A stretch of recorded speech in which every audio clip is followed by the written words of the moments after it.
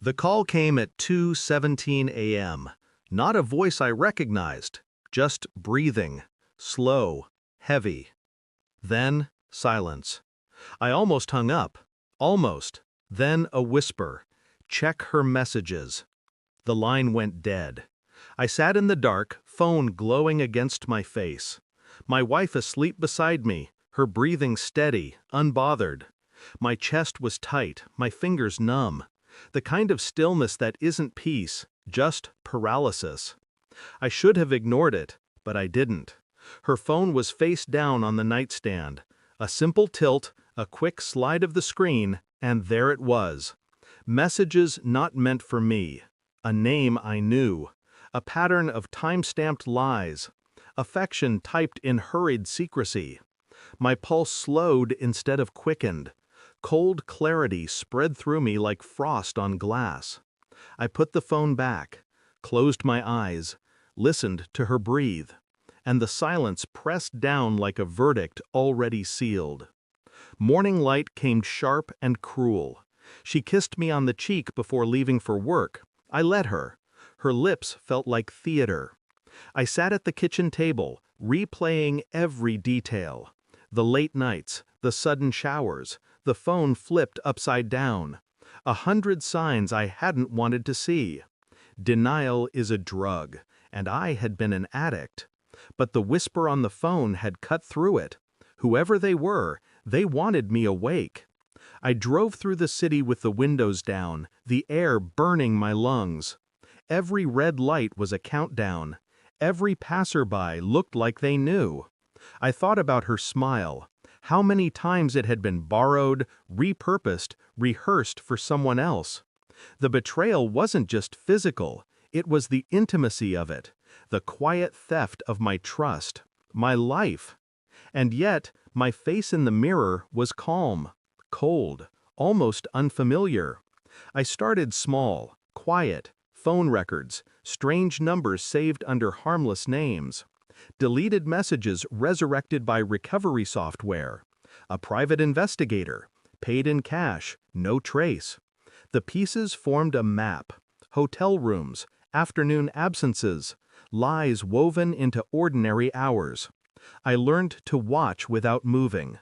To ask without sounding like I cared. She never noticed. Deception had made her blind, comfortable, careless. Every night I lay beside her, my mind dissecting every gesture, every I love you, every touch. I counted them like bullets in a chamber.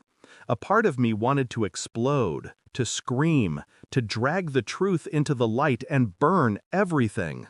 But another part, the colder, truer part, knew better. Rage is sloppy. Patience is lethal. So I waited, and I gathered, and the silence grew heavier than any scream could ever be. The envelope arrived on a Tuesday, plain, unmarked. Inside, photographs, hotel receipts, a timeline precise enough to break me if I let it. But I didn't break. I crystallized. That night, I poured 2 glasses of wine, handed her one, sat across from her at the table where we'd eaten countless dinners in silence. Without a word, I slid the envelope across the wood.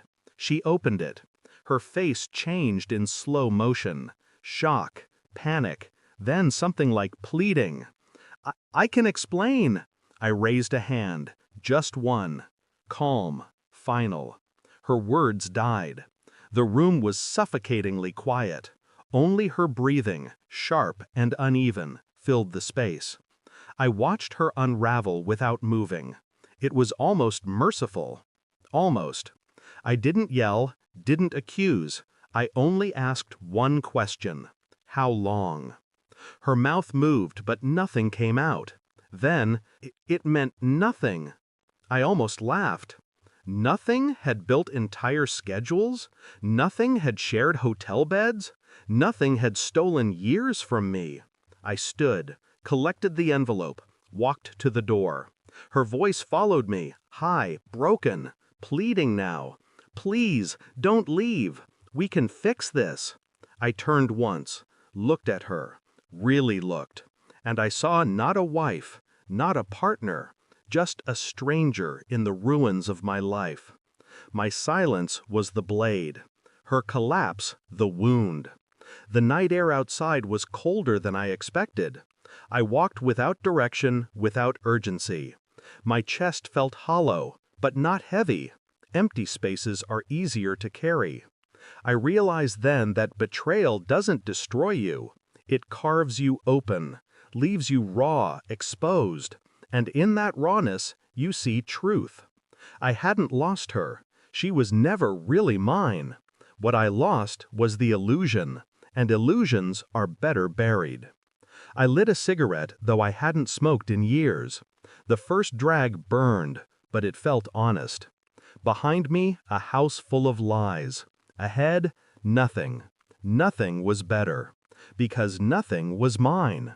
Thanks for watching. Don't forget to like, share, and comment. Subscribe now to Cheating Stories Insight World for more amazing stories.